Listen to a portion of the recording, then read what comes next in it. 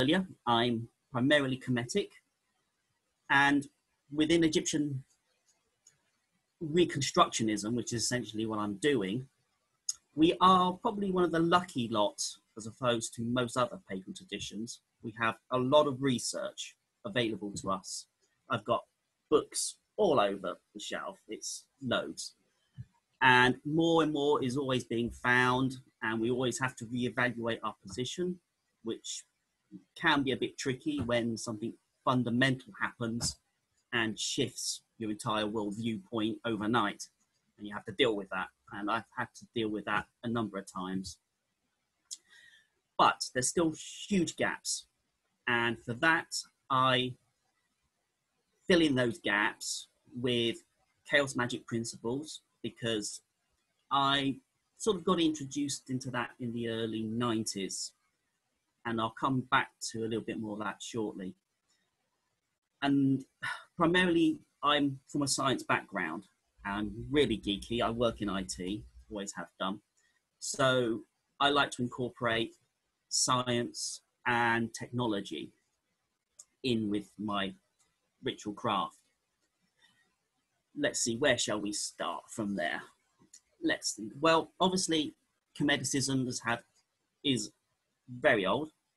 You know, we're talking two extremes of magical practice going on here. And Kemeticism and Egyptian magic and mythology, theology, or whatever has influenced loads of religions and viewpoints since then. But why do I bind it with chaos magic as well as it being of interest? Well, my history, and we'll go with a potted history of how I came to be here. Early 70s, we moved into a new house, and there was a spirit present. I sensed it, the whole family sensed it, but it was centered around me. Now, I've always been a really curious, creative, inventive child, and even as an adult, I am too. And I thought, this isn't wrong. Why is this thing wanting to talk to me? Why is it always lurking? If it wanted to do harm, it would easily have had plenty of opportunity to do so. So I thought, well, let's try and talk. I tried communicating, leaving things, bits of paper around, dust, to let it try and draw. It was all crazy.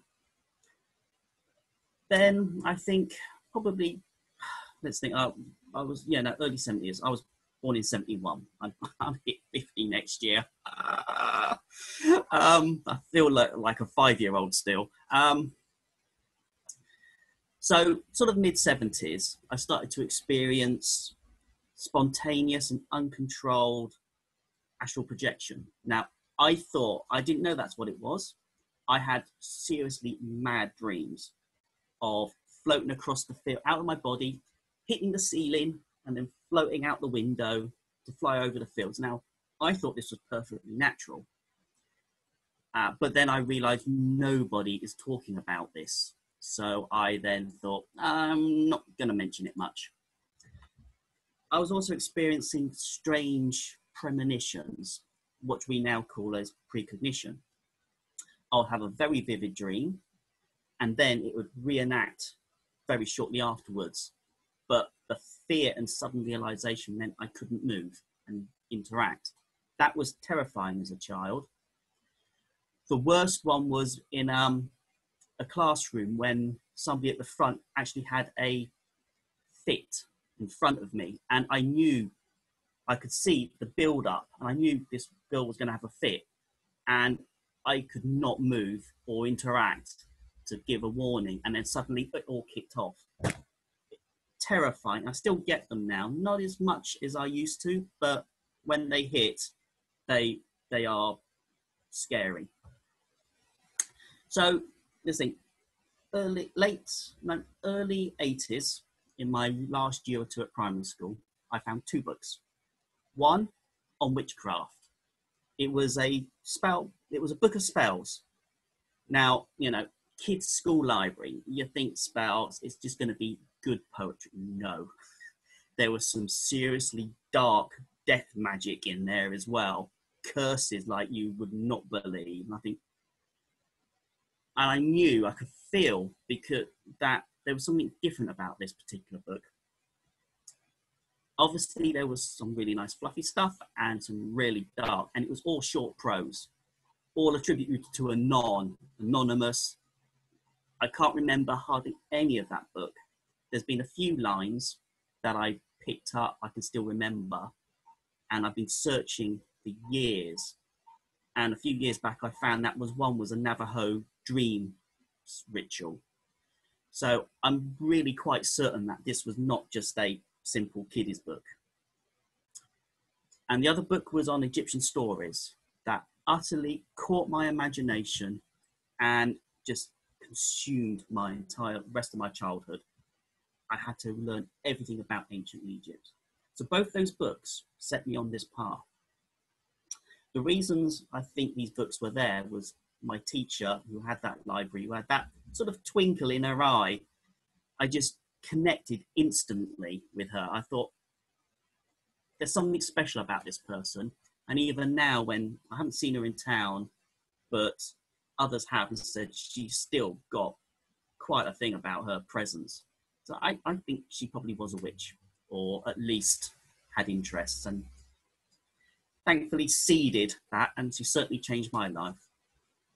So this spirit was in the background still, and my early teenage years, it sort of began to be a little bit stronger, from a vague feeling to a slight change to a pillar of light to then a human form, and then the really weird dreams of a woman in my dreams all the time talking to me. And eventually, I think it was probably around 15, 16, it all kicked off.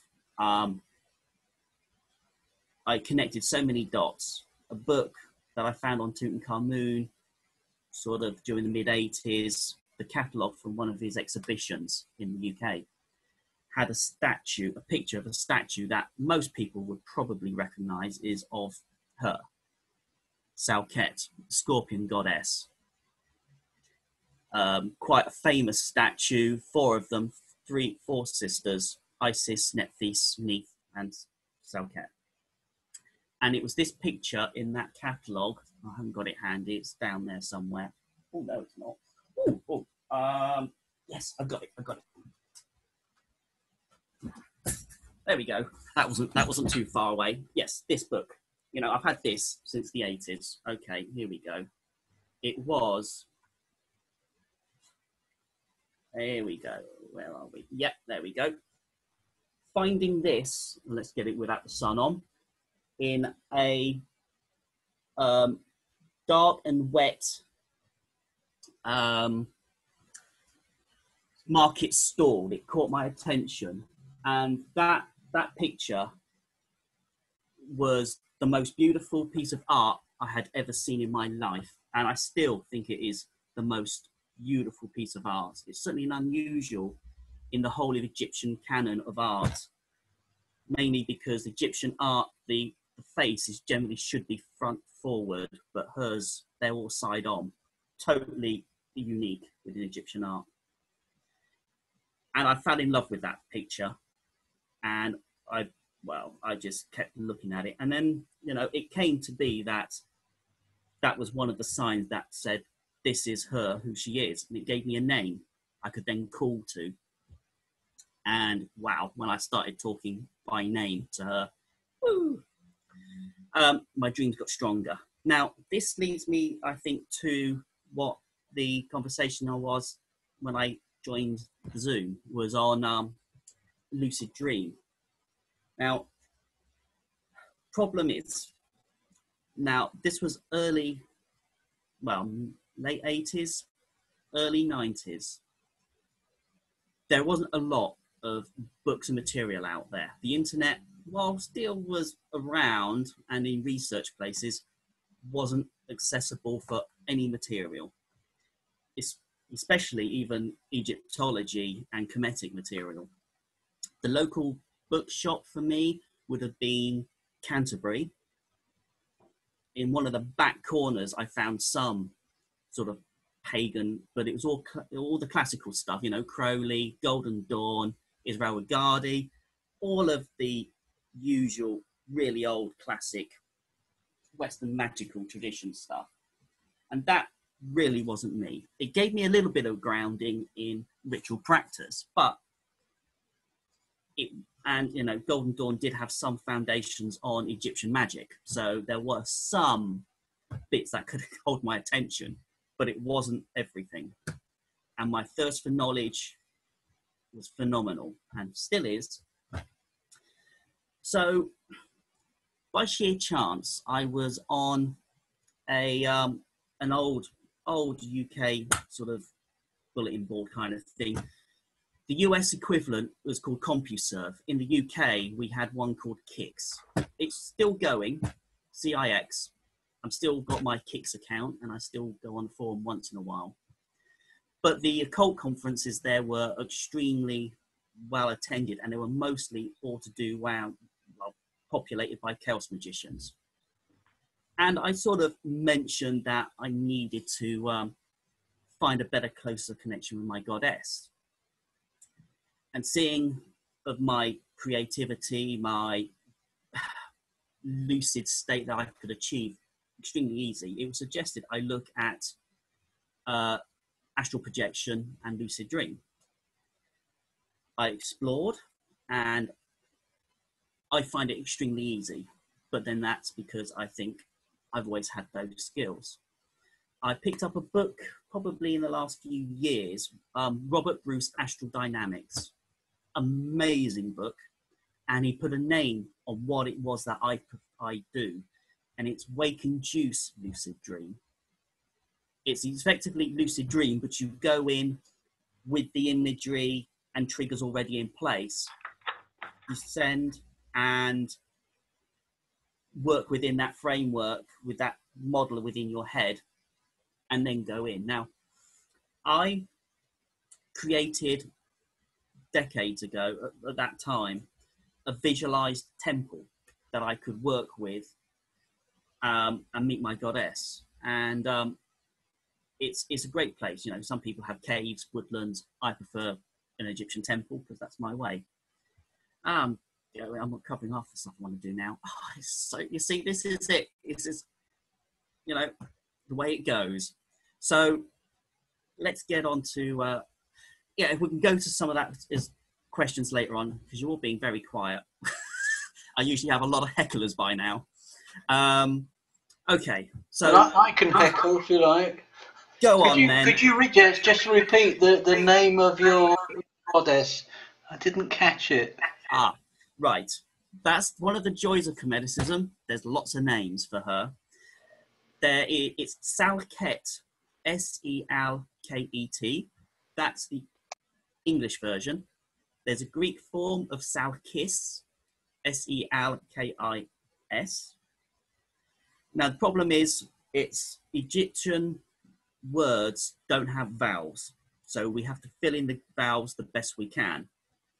So sometimes the S, the K sound and the T sound are changed around. So it could be a S, could be an S or a C, or the K sound can be a Q or a KH or a K. And well, the T is easy because that's T, but it's generally not pronounced anyway.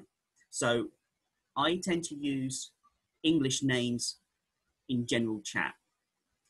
Like I would say Isis or Nephthys or Nephthys, Neith, and that's Selket. But when I'm doing ritual, I will use it's not been an active language since 328 AD, when paganism was outlawed and everything died off. So we don't quite know the pronunciations. We go by approximation via Coptic, which is the closest language that's still around for it. So I use as close as I can, and that is Serket. Scorpion female, which is just generally the goddess. For Isis, Aset. Neith is Net, and Nephthys, Nebet.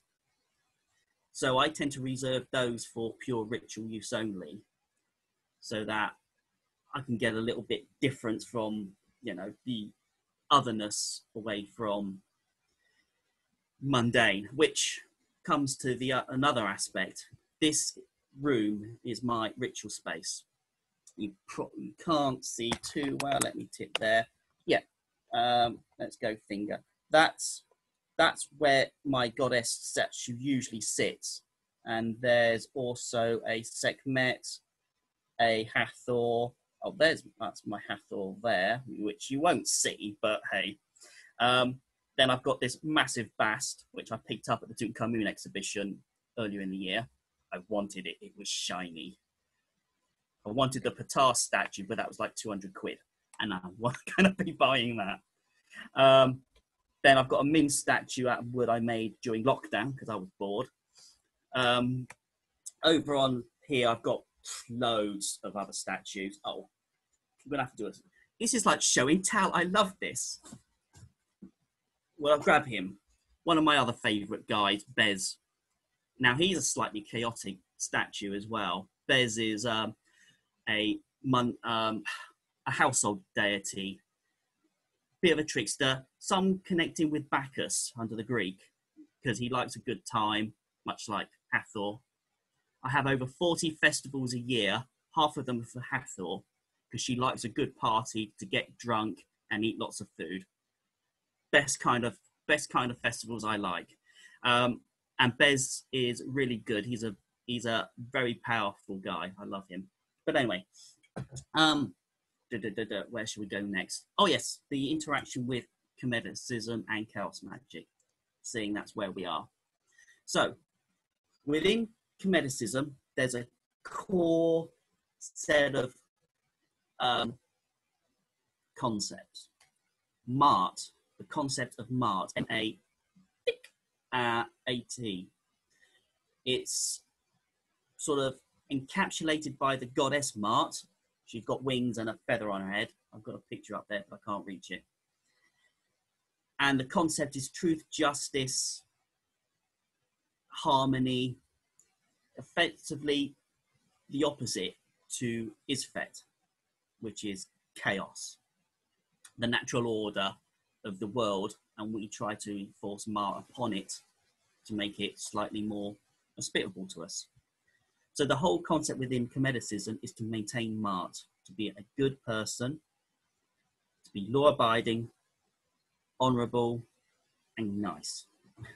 And lots of other stuff too, but hey. So this sort of acknowledgement of chaotic forces is important. And this is where sort of some of the interest within chaos magic kicked in. I explored chaos magic initially for the visualization and astral side. But then as I've got in, I found more about this acknowledgement of chaotic forces and working with them and the world around us. For example, as I said, I'm just down in sunny Dover at the moment. I have a river and the sea with me. I've never been too far from the sea.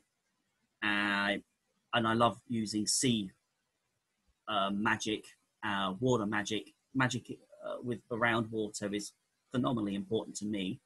Also to the Egyptians, so it sort of combines.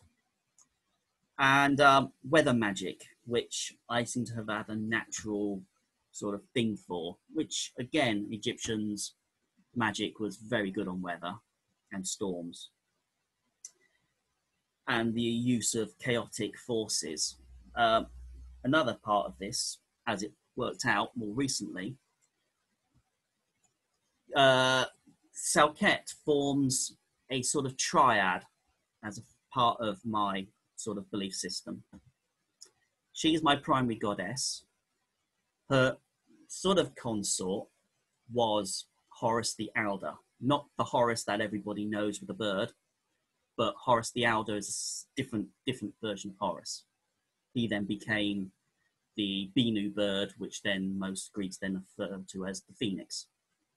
Now, this is where a lot of Egyptian stuff gets really weird and blows people's heads out, because there's a lot of contradiction and paradoxes, which they assumed were perfectly normal. For example, creation, the world was created from a sea called Nun. It was just a chaotic, sort of stormy, boiling water.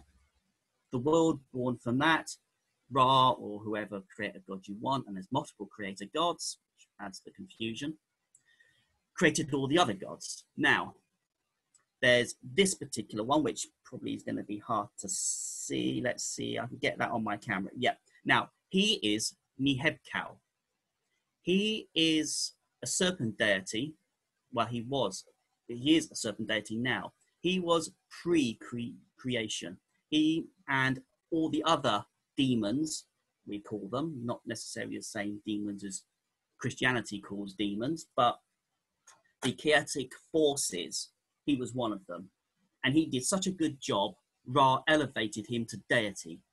Now, he was before creation, before Ra was created, yet he is also the son of my goddess, who was created after creation, after Ra was created, and he created all the other deities. So, but that's normal.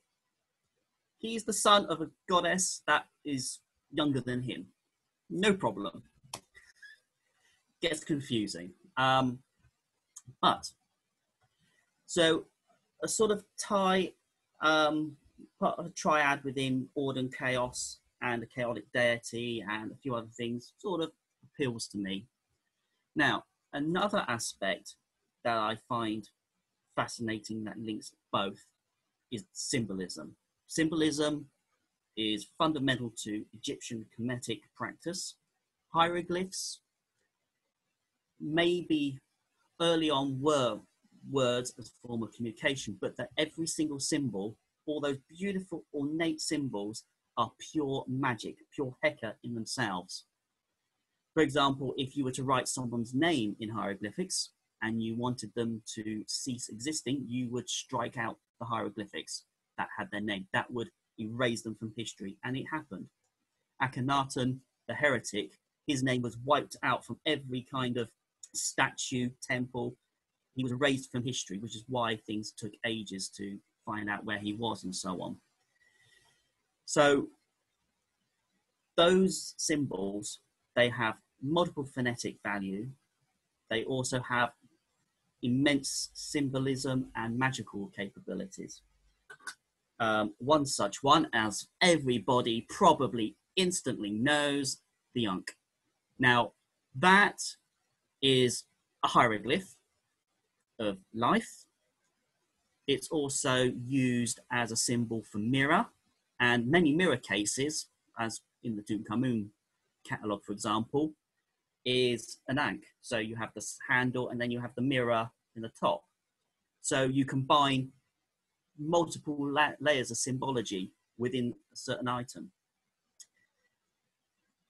More, and probably the most well-known stuff, is all the amulets. Now we've got another one, the scarab, the Khepri, sun-related thing.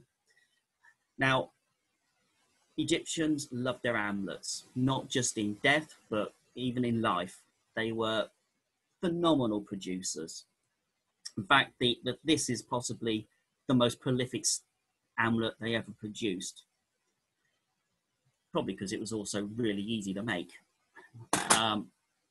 So that and the crossover with sigil work, that within chaos magic, has great value to me. I don't normally show people my sigil stuff because, you know, it tends to be quite thing, but this is one I've currently I've had on my desk, just trying to get it so the sun isn't on it completely. Now, that's a combination. We have standard sigil work in the middle, and then I have 5 Egyptian phrases around, and then we've got Shen, the stability symbol, to bind everything together. So I combine both because, you know, it's, as I said, hieroglyphics have a huge, deep magical effect too, as well as being useful within sigil magic. Let's see, how else we got? Oh, yes. Now, one of the other huge complexities within Kemeticism is ritual practice. There's two areas. There is temple practice and household practice, and they are both considerably different.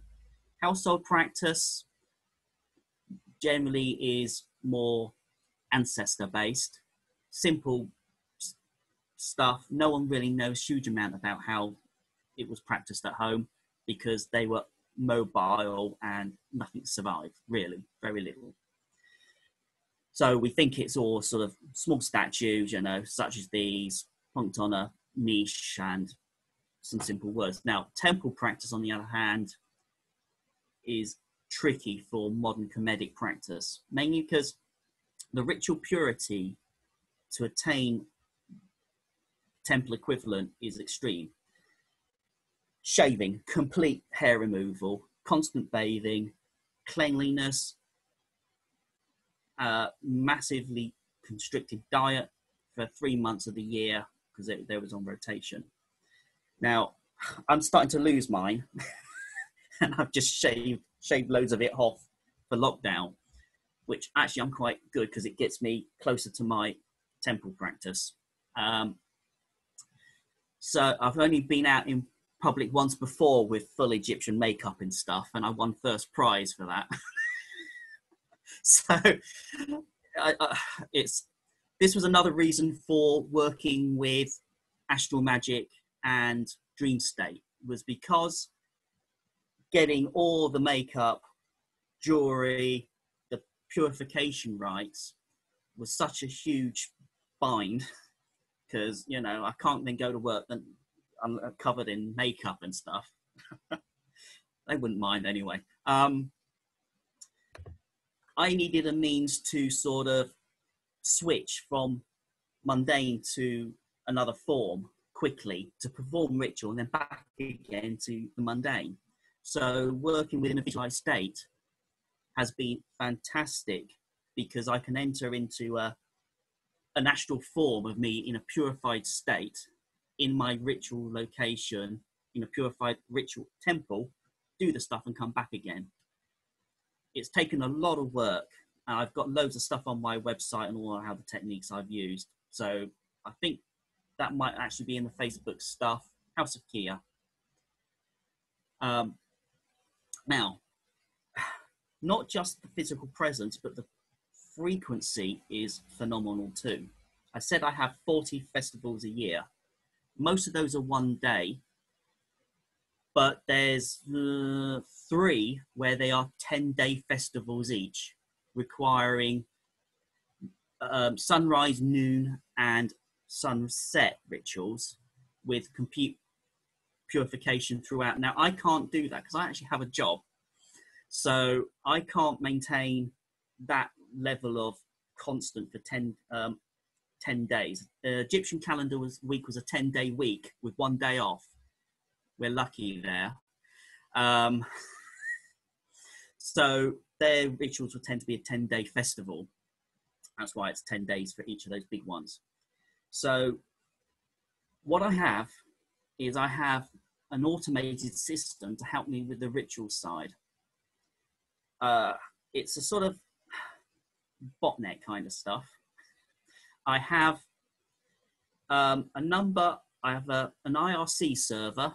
If those who don't know what that is, it's sort of like really old school chat server. It's all text, no graphics. It's just textual messaging. And in there, I have a number of automated AI bots that I've written that perform my rituals for me at the set times that I need to. Brilliant. Because I'm not getting up at dawn every day. Love it. Now, I have to say, they perform it every day as well, because you know the Temple of Karnak, for example, had these rituals constantly 3 times a day, all the time, and you know I like to have some sleep every now and again. So, and they also help with some of the bigger festivals. What's also really weird, and it's worth trying this kind of stuff, is that sometimes I have them physically present. I set up little devices, Raspberry Pis, they're little tiny computer things, hook them up to speakers and place them around the room. And to hear them recite the script for the ritual around me with these disembodied voices, it is freaky and amazing. Because generally Kemeticism practice in temple use is solitary. This is probably one of the benefits of being a Kemetic. I can't find anybody. They're hard to get out of from underneath the rocks. So practicing in ritual within a solitary practice is perfectly fine.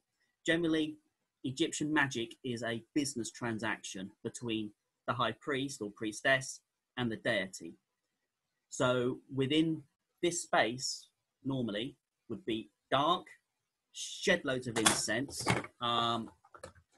It's these things.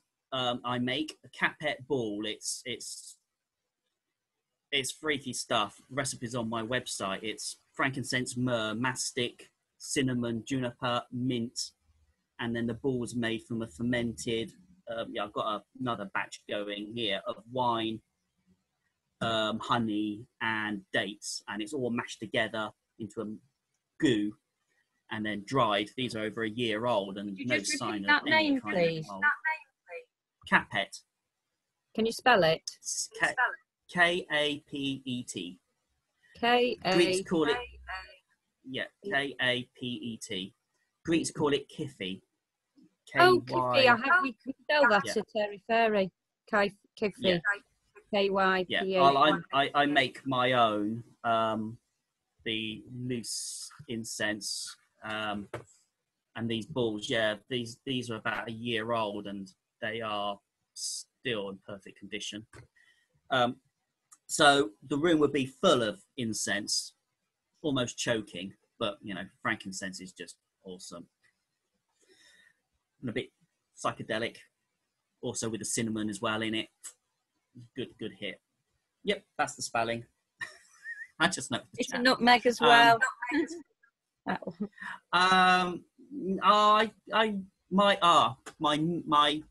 was having a word with Julian Vane last weekend, and yes, this is a good tip actually with the nutmeg. I make a mulled wine. Now, most people make the mulled wine, then drink it. Now, if you let it steep for a few days longer, and then drink it over about a week, things get really interesting.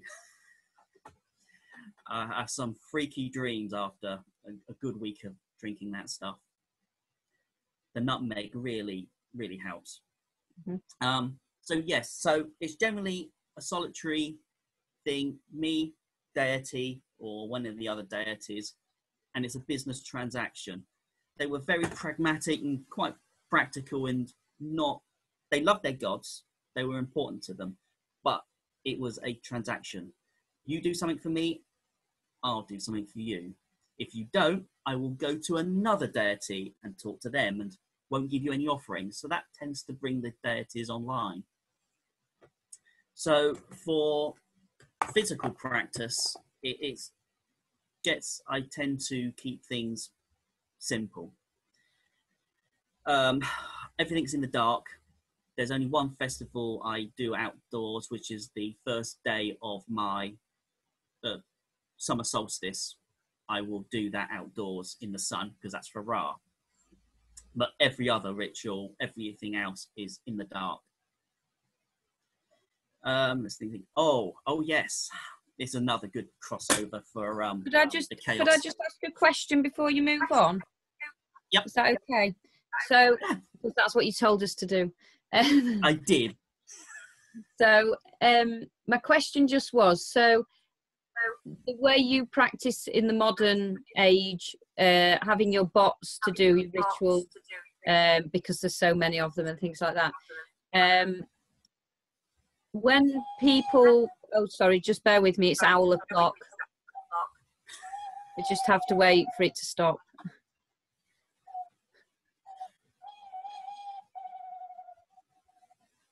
Okay, oh no, one more. Okay, that's owl o'clock over. So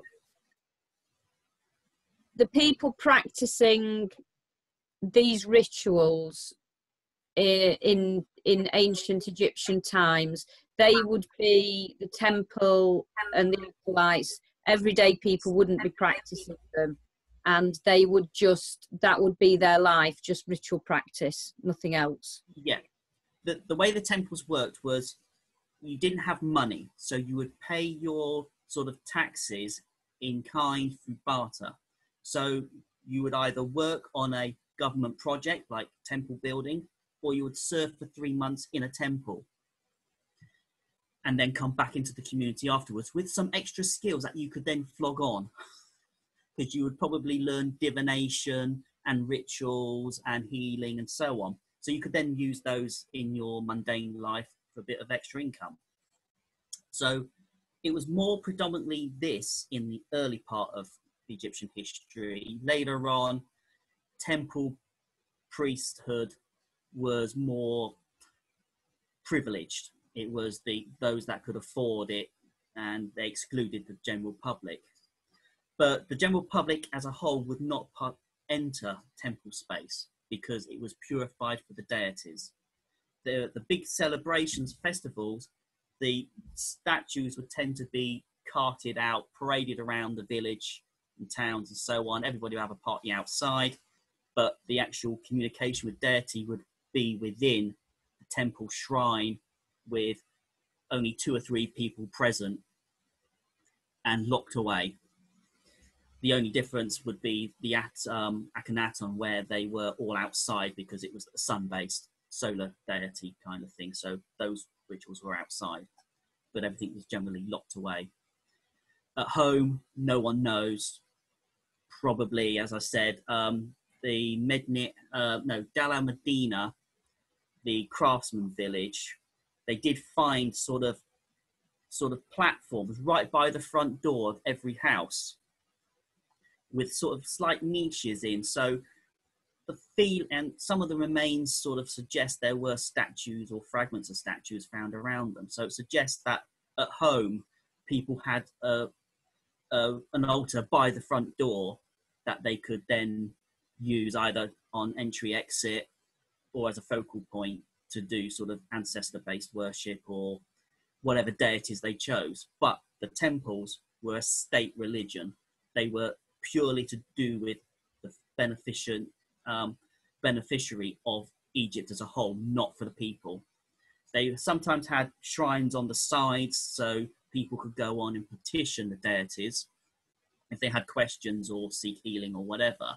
But the core function of a shrine was to uphold the state and to protect Egypt and to act as proxy for Pharaoh, who was the divine representation of the deity on earth. The high priest would be his proxy in each of the temples. The scale is immense.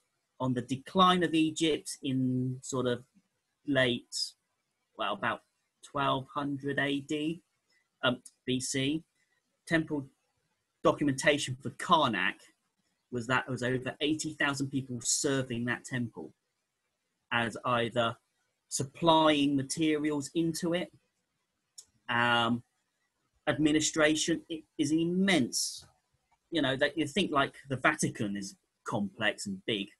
That was Karnak, and that was replicated over Egypt. It was a phenomenal system. You'd serve your 3 months at the temple. You would be paid in offerings that were left over from rituals. So you got a cut depending on your hierarchy of how much of the offerings would be your food. You could still serve, do oracles or whatever for the public.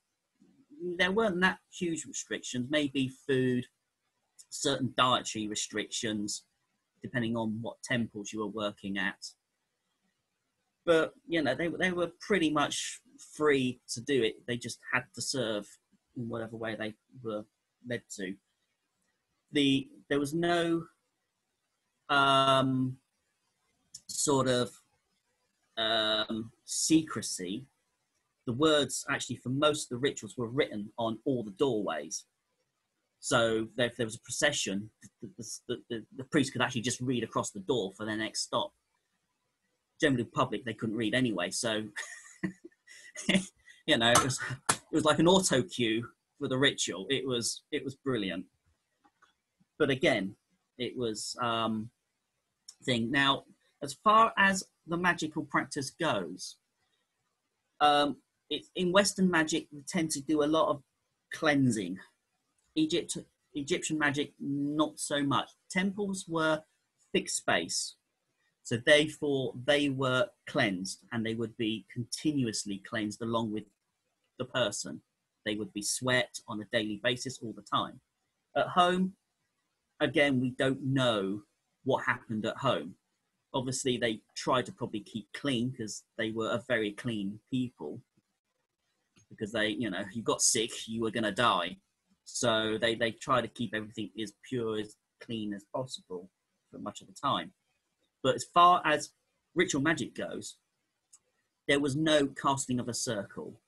There was only one instance where you would cast a circle, and that was generally for protection of a child at birth. And that was using a curved wand, ivory wand. So generally magic was just done on the spot.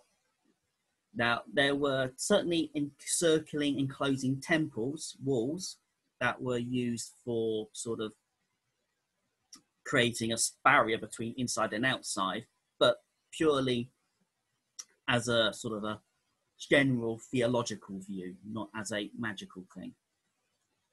Let's see, where else are we going to go? Oh, thought forms. This is a good one. Now, I got introduced to thought forms, and I found them really interesting. And then I discovered that Egyptian deities, quite a lot of them, have minions of their own. For example, my goddess, she has 7 scorpions that serve her, and they are actually referred to in the Kemetic stela in the Metropolitan Museum, USA. It's 7 scorpions. Now, this may sound familiar if I recite the phrase that was actually which Isis used. Tofan and Bofan before me, Mestet, Mesetetef beside me, Potet, Thotet, Maatet behind me. Now, it's a sort of similar ring to the lesser banishing with the angels. Now, I did mention this to, what's his name? Jim Bennett.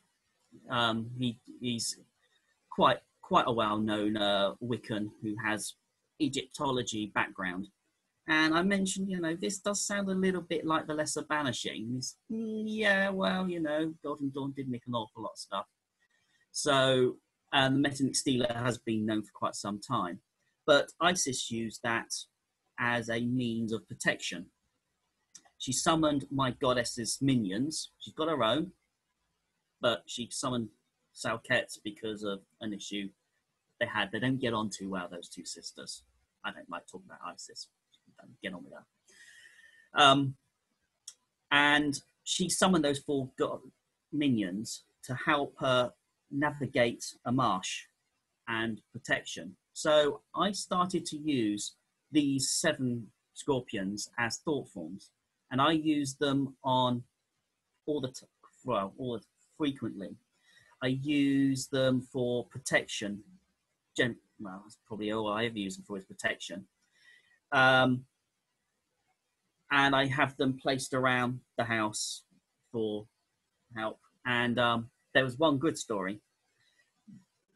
Many years ago, I was out clubbing, and I called them to me because, you know, some guy was kicking it off, and I thought, I'm going to need some help. So I called them away from home to be with me, got out of that problem, got home, forgot to put them back, and that night, for the first time, the house was egged for some reason. Now, the only time I took them away, and that was the only time something happened. So, you know, I think they do a really good job. Now, other deities, Sobek, the crocodile goddess, she has 7 arrows. Isis has 7 serpents. I think some of the I can't remember what the others have. Those are the only ones I can remember. But as far as thought forms go, you've got to think. Thought forms, especially group thought forms, have great potency. And I take these as thought forms because they're never referenced as a individual entity. They're always associated together. So I take those as thought forms already pre-packaged for use by my goddess. And they are awesome. Saves making my own. Where else can we go? We're probably, I've been going off for quite a long time. Let's see what else. Oh, obviously Egyptian astral bodies, 5 or 6 parts of the soul, lots of astral projection stuff going on there. Cars, bars, shoes, lots of different spirits for different subtle energy bodies. That's worth looking at if you're wanting to look at lucid dream. Oh, we could go on. I could keep going on. And she's cleared off. Where's that woman gone? Well, until she comes back, if anyone's got any questions, shout, because I keep going on. Yeah. Well, first of all, thanks, Kev. There's a lot in there. Lucid dreams, minions. I've got to think about minions not having being. But can I just ask, weather magic? What's weather magic? Yeah. Now, this being sort of results-driven, chaotic kind of person, I have experimented, and I have found if it's close to me, short distance, short period, and in a relatively close time scale, the effect is like 90 odd 100% effect.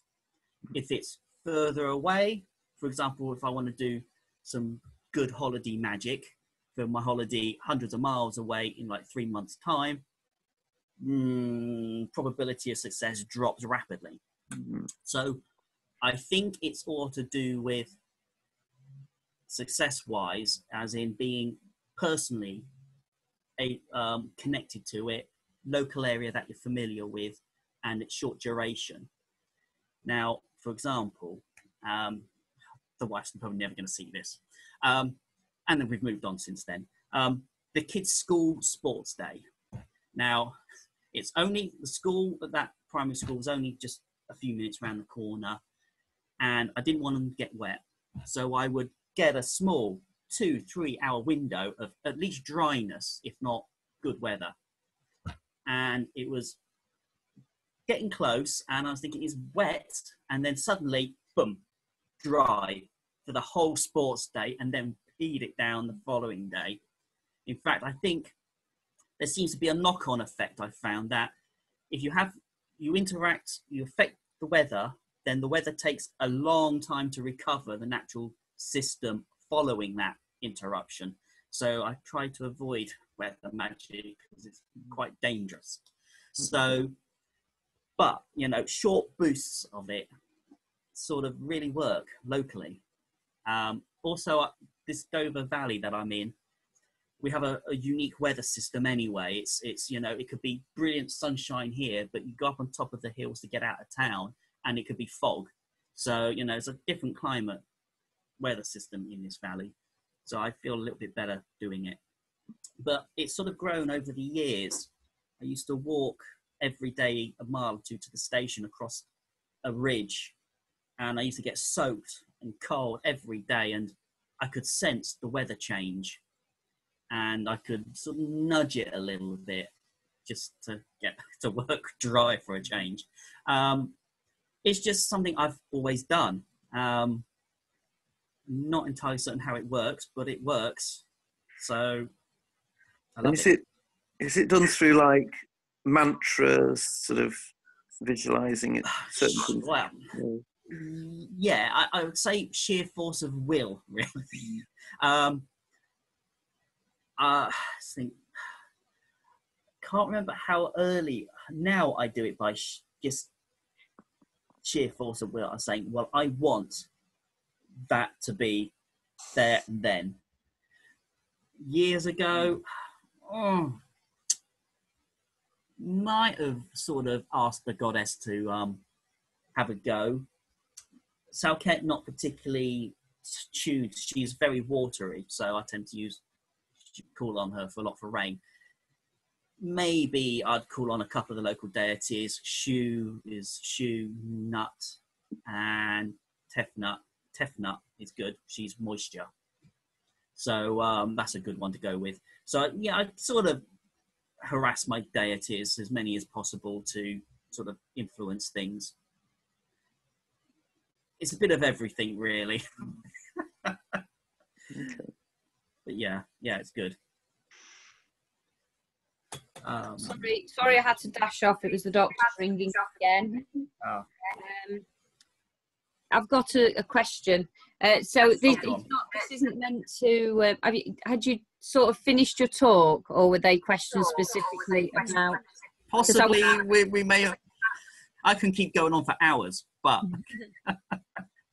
So, well, had you said sort of most things? Are you happy for question and answers now, or had you got something? Yeah, go. Yeah. It's sort of not necessarily related to weather magic, but just generally, because you're working with Egyptian magic particularly.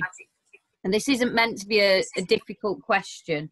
It's just something I've come up with in some stuff I've done recently.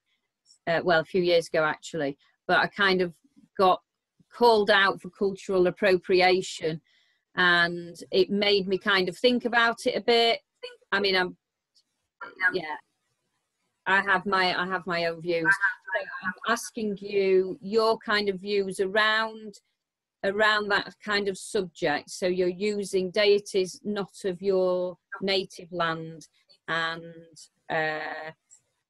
I mean, I know what I think about it. What's your sort of take? What's your take on? Good. One of the recent books I've written is about this because it bugs me too. Now, respect. That's all it comes down to. I don't do anything that will put a bad light on my goddess. I adore her. I cannot live without her. I have been with her decades now, and I cannot be without her. I show complete respect to every of the deities. Now I'm waving her around, but we've been together for so long that she's used to some of my weirdness. But I treat them all with respect. For example, in ritual practice, I will perform something called the opening of the mouth ceremony. I make my own tools and so on and now I don't make them identical to the ancient ones because that probably could be cultural appropriation. I make them, this is a bit industrial. It's quite an offensive weapon. I try not to take it out in public. I always cut myself when I handle this. So it's got a bit of an industrial chaotic feel to it as well, but I agree, this is not my natural deity, but she wouldn't stop bugging me. So she chose me. I will be respectful all the time to these. I uphold Mart as much as I can. I'm mortal. I'm going to make mistakes. I don't like to sort of wear Egyptian things just because it's a stylistic thing. It's not stylistic. This is my life. I have been with these deities since childhood. I incorporate as much as I can into my daily life. I use daily ritual. I am devoted to them. If this was just a fad, then that would be cultural appropriation. If this was oh, you know, I only do these for the festival. I only care about the deities for a festival because I can get drunk and eat lots of food. That would be wrong. No, these are part of my life constantly. So I think I'm fine. I'm certainly aware of other people's views, and I do tread carefully.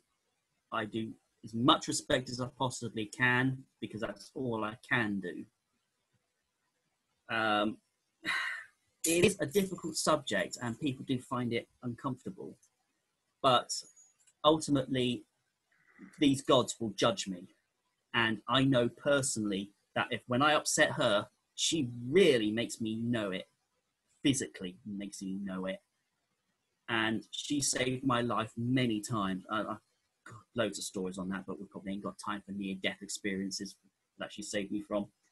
So I must be doing something right, and they give me things that I need. If they didn't, then I'm wrong, and I'll accept that, and I will change or stop. But yeah, I hope that, yeah, it's something, and it bugs me too. But yeah, I try to be the best I can. Yeah, absolutely. I mean, I suppose that I have similar thoughts around cultural appropriation, but it is something that comes up. So I think it's always a good thing to ask about and talk about as part of a wider group, so people understand where you are coming from and that these are things you've thought about. But I think that's a great answer. Is there anybody else who's got any questions for Kevin? We're coming up to the end of our coffee morning. It's been really fascinating. I've not known a lot about Egyptian practices. I have been to Egypt and visited temples and things, but they don't really talk about the spiritual aspect in a practical sense. When you do the tours and things, they talk about it in a really sort of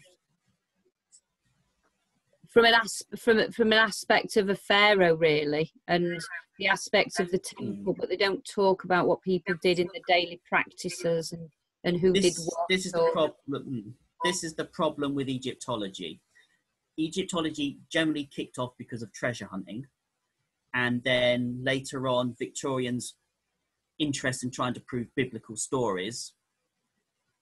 Then even right up into the 1950s, this was still the case, and still some element of that still exists within Egyptology. They are changing to be more interested in experimental archaeology, which is basically reconstructionism. You know, I make these things, so, and the incenses that I make and the recipes that I recreate for my daily life.